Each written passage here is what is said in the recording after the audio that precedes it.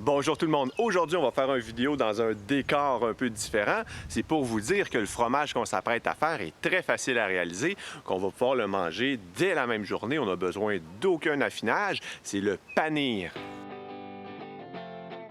Suivez-moi dans mon aventure, on va trouver tout l'équipement, tous les ingrédients requis. Vraiment, ça se trouve dans la nature, c'est accessible. On peut trouver quand on cherche aux bons endroits. Je vais vous montrer où regarder. On y va dès maintenant, c'est par là-bas.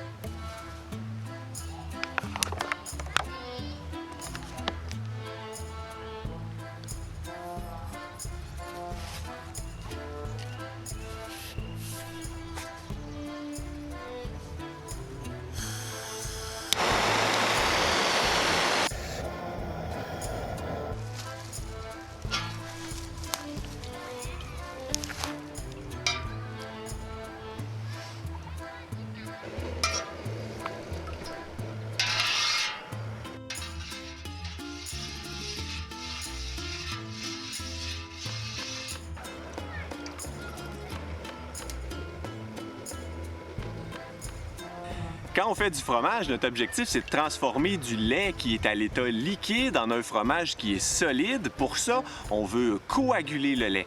Dans la recette du panir, ce qu'on va faire, on va monter la température de notre lait jusqu'à 92 degrés Celsius. Puis à cette étape-là, on va ajouter du vinaigre pour faire coaguler le lait, le faire séparer liquide solide. La quantité de vinaigre à utiliser va vraiment dépendre en fait de votre lait puis de la force de votre vinaigre. Dans les commentaires de mes vidéos, je réponds souvent à des questions de quelle est la force de ton vinaigre, Fred.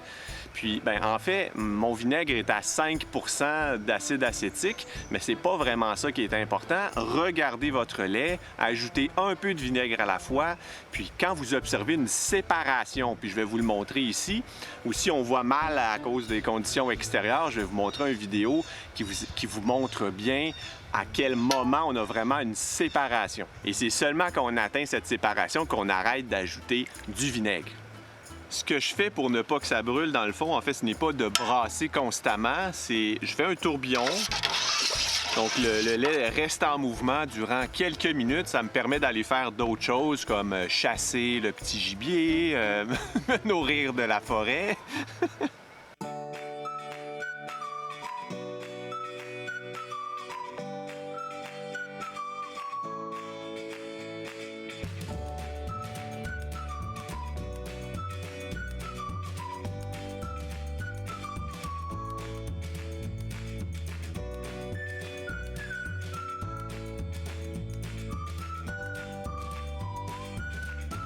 C'est le genre d'étape qu'il vaut mieux ne pas brusquer. Allez-y à feu doux, vraiment pour avoir déjà mangé un fromage qui avait été brûlé, dont le lait avait été brûlé. C'est désagréable, c'est pas bon. Vous voulez jamais manger ça dans votre vie. Et en plus, si vous brûlez votre lait, vous allez avoir un chaudron à laver, imaginez. Donc vraiment, feu doux.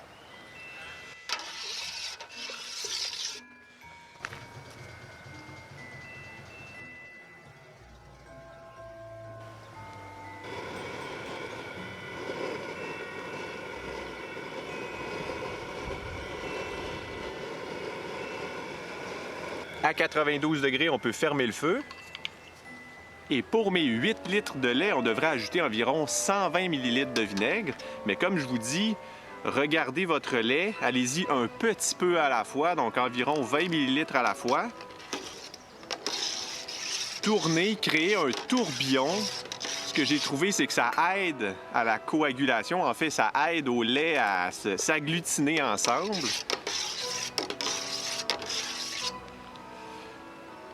Ici, ma tasse à mesurer, c'est 60 ml. Je vais en mettre 2 complètes comme ça, graduellement. Puis on va voir qu'est-ce que ça va donner.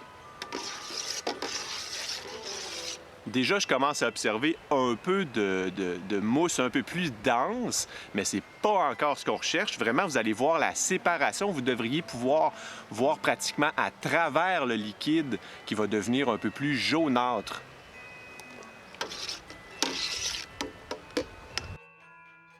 Je vais mettre mon deuxième 60 ml si on veut. Déjà, juste en brassant, je sens un petit peu de résistance avec ma cuillère. Donc, j'aime bien faire le tourbillon aussi parce que si je commence à brasser dans toutes les directions, j'entre en contact avec mon lait caillé, puis on dirait que ça le défait un peu. Avec le tourbillon, ça fait une sorte d'assemblage. Ça fait en sorte que tout le caillé du lait se ramasse ensemble dans le centre du chaudron. Donc, d'expérience, je trouve que ça va mieux.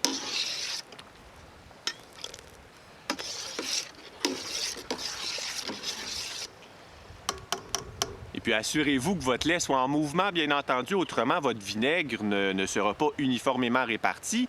Il va seulement rester dans un endroit de votre chaudron. Puis bon, c'est pas ce qu'on veut.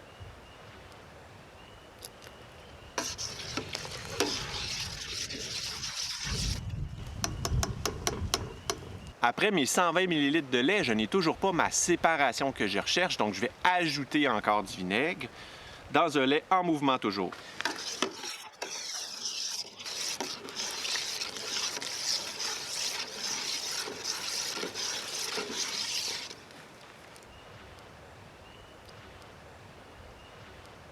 Après avoir ajouté mon vinaigre supplémentaire, on commence à bien voir la séparation. Si je prends le caillé puis je l'éloigne du rebord du chaudron, on voit bien l'aspect plus translucide du petit lait. Et c'est ce qu'on veut. Et de cette façon, on va pouvoir avoir le plus de fromage à partir de notre lait. Parce que si notre petit lait est encore opaque, il faut comprendre qu'il y a encore du fromage de cachet à l'intérieur. Donc ici, ce que je vais faire, je vais utiliser ma passoire que je vais recouvrir d'un coton fromage, comme ceci. Et simplement, je vais prendre mes gros morceaux de lait caillé et je vais les mettre dans mon coton fromage. J'enlève les gros morceaux comme ça au début à la louche. Vous n'êtes pas obligé de le faire. Mais c'est que ce que je trouve, c'est que c'est très chaud. On s'entend 92 degrés Celsius. Et ces gros morceaux-là vont faire éclabousser le lait. Juste de les enlever, je trouve que c'est un peu plus sécuritaire de mon côté. Bon, et l'autre aspect, c'est que si vous faites ça sur votre genou, sachez que ça va devenir très chaud.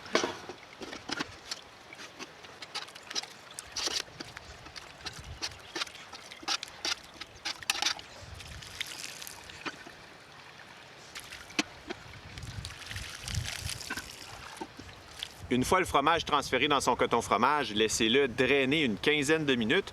Pour faire le panir, on n'utilisera pas de moule. Je vais égaliser la surface. Puis je vais utiliser un simple couvercle que je vais venir mettre par-dessus le coton fromage. Donc mes mains sont propres en passant. Ça peut peut-être pas paraître comme ça. Alors voilà. Un couvercle par-dessus. Puis je vais venir mettre un très léger poids.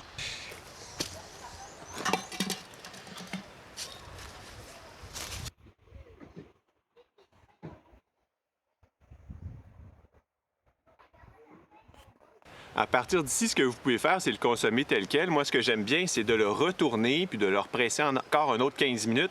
Je trouve que ça donne un aspect un peu plus uniforme au fromage, mais là, c'est une question de préférence.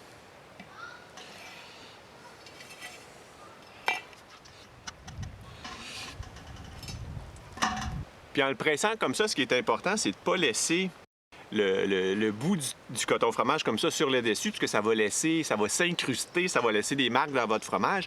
Placez-le sur le côté, puis vous allez avoir un plus beau résultat au final.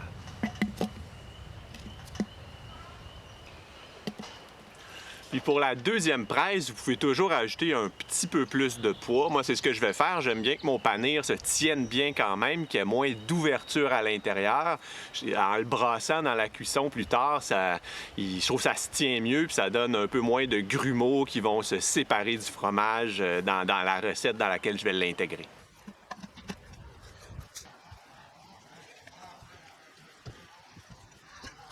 Le panir peut être mangé dès la première journée. Je vous encourage à tester des recettes indiennes. Ça résiste bien à la cuisson, ça absorbe la saveur. Regardez sur Internet, ça existe. Je vais peut-être en faire une recette sur la chaîne. Vous allez voir, c'est succulent. Comme vous l'avez peut-être remarqué, le panir n'est pas salé. C'est ce qui le distingue des fromages comme le queso blanco, par exemple. Vous pourrez conserver le panir environ une semaine au réfrigérateur. Je le conserve en bloc comme ça. Je trouve que ça se garde plus longtemps. Lors des recettes, bien entendu, coupez-le en cubes de la dimension que vous souhaitez. Si, comme moi, faire du fromage à la maison vous intéresse, je vous mets 2 vidéos juste ici. Cliquez, on se retrouve de l'autre côté. Je suis certain que vous allez apprendre quelque chose de nouveau. D'ici là, tout le monde, prenez soin de vous. À la prochaine. Bye bye.